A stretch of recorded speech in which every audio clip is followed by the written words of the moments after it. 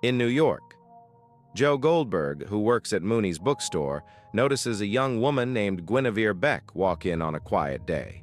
The moment he sees her browsing the shelves, he's intrigued.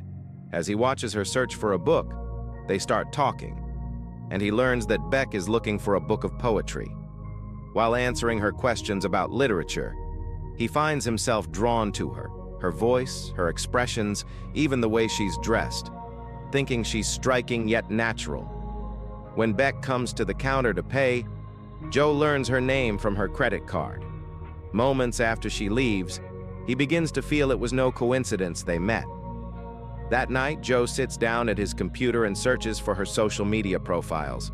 From her photos, he discovers she studies creative writing at New York University, has friends named Peach, Annika, and Lynn, and learns the places she visits, the things she posts, and the hashtags she uses. From location tags and background details, he's able to figure out where she lives. That night, he goes to her apartment, sees her through an open window, and watches as she gets close to her boyfriend, Benji.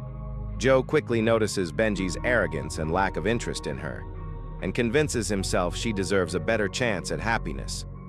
The next day, Joe runs into his young neighbor, Paco, and learns that Paco's mother is stuck in a toxic relationship.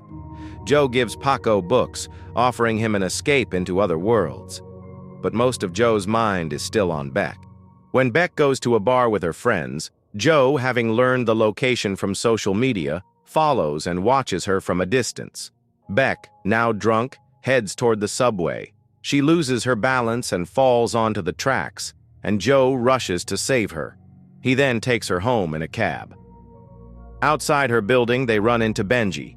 During all of this, Joe has secretly stolen Beck's phone.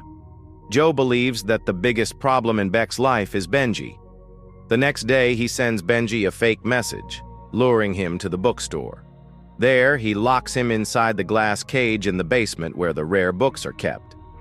As Benji tries to figure out what's happening, Joe remains calm and determined, convincing himself that this act is for Beck's own good, and that he's willing to do whatever it takes to make her happy.